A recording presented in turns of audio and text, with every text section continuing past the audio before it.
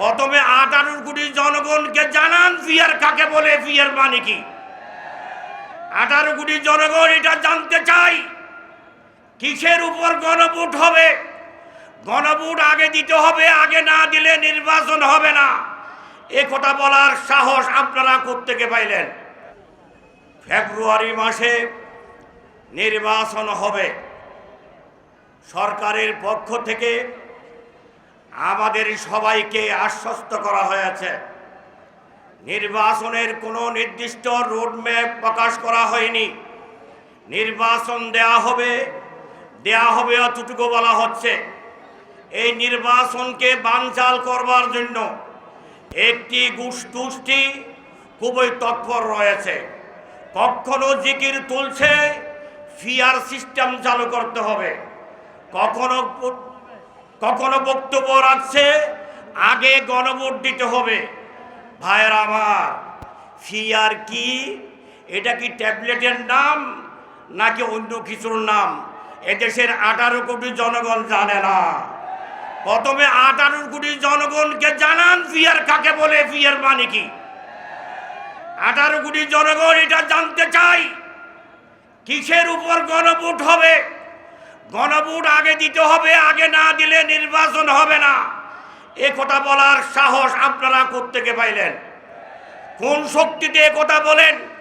18 কোটি জনগণ চেয়ে আছে অবিলম্বে বাংলার জমিনে নির্বাচন দিতে হবে। রাজনৈতিক সরকার প্রতিষ্ঠিত করতে হবে।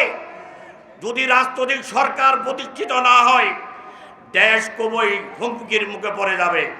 তাই আজকে যারা আজকের এই সমাবেশে এসেছেন সবাইকে জানাই আন্তরিক অভিনন্দন, মোবারকবাদ।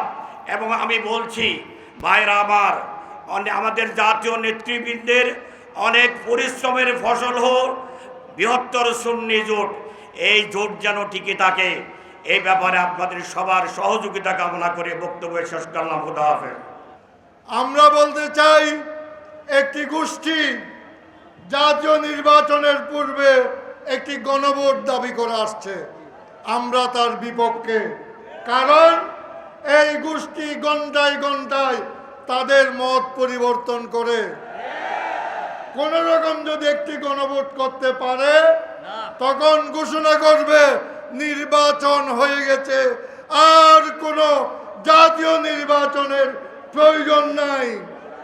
সাবধান করে দিচ্ছি, জাতীয় নির্বাচনের বিকল্প কোনো গণভোট হতে পারে না। বৃহত্তর সুন্নি জোটের চট্টগ্রাম লালদিঘিতে আয়োজিত আজকের এই জনসভার প্রিয় সভাপতি, মঞ্চে উপবিষ্ট জাতির শ্রেষ্ঠ সন্তান, জোটের শ্রদ্ধেয় নেতৃবৃন্দ, শ্রদ্ধেয় উলামায়ে কিরাম, সমাবেত সুধীমণ্ডলী, সাংবাদিক বন্ধুরা, সরকারের বিভিন্ন এজেন্সির প্রতিনিধি ভাইরা, আসসালামু আলাইকুম ওয়া রাহমাতুল্লাহি ওয়া বারাকাতুহু। সম্মানিত দেশবাসী, জাতির এই ক্রান্তিকালে, এই জাতীয় সংকট থেকে জাতিকে উদ্ধারের জন্য আমরা 13 দফা বাস্তবায়নের পদক্ষেপ নিয়েছি। সংগ্রামী দেশবাসী, আমরা বলতে চাই, একটি গোষ্ঠী জাতীয় নির্বাচনের পূর্বে একটি গণভোট দাবি করে আসছে। আমরা তার বিপক্ষে। কারণ এই গোষ্ঠী ঘন্টায় ঘন্টায় তাদের মত পরিবর্তন করে।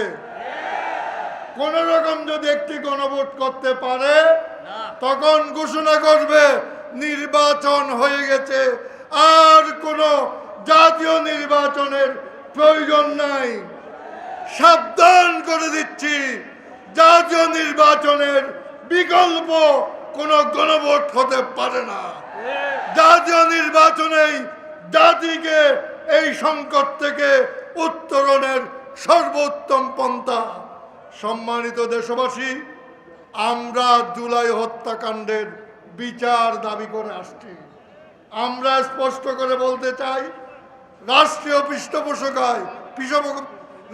পৃষ্ঠপোষকতায় 1,500-এর অধিক সন্তানকে হত্যা করা হয়েছে, হাজার হাজার লোককে পঙ্গু করা হয়েছে, চক্ষু হত্যা করা হয়েছে।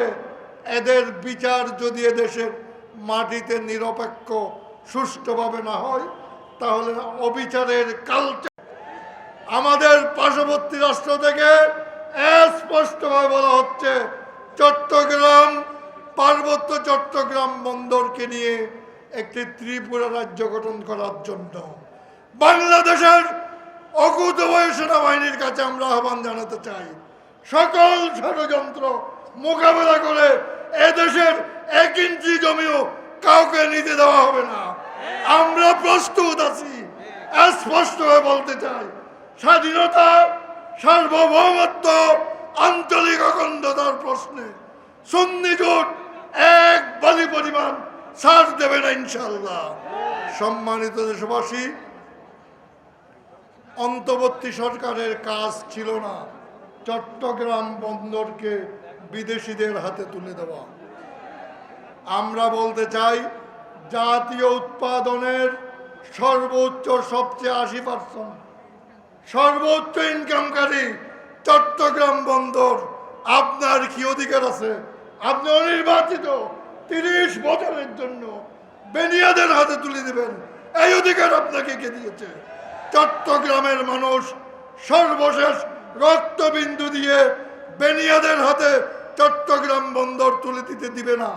পাশাপাশি 15 বছর ধরে এই দেশীয় লুটেরারা চট্টগ্রাম বন্দরকে লুটে পুটে গিয়েছে, তাদের হাতেও চট্টগ্রাম বন্দর দেওয়া যাবে না।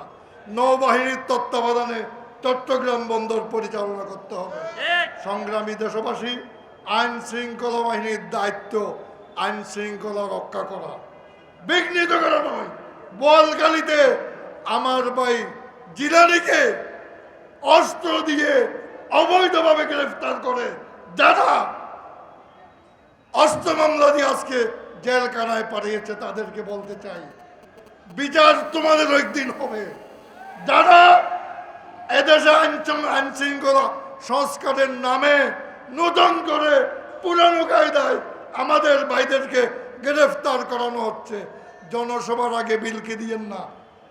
বিলকে আমরা বুঝি, একজন সুন্নি কর্মীর জেলখানায় থাকবে, আমরা ঘরে ঘুমাবো, তা হবে না। আমি বলতে চাই, অবিলম্বে নিঃশর্তভাবে জিলানিকে মুক্তি দিতে হবে, অন্যথায় বৃহত্তর কর্মসূচি দেওয়া হবে। সংগ্রামী দেশবাসী, বৃহত্তর সুন্নি জোটের সাথে থাকার আহ্বান জানিয়ে আমার বক্তব্য শেষ করলাম।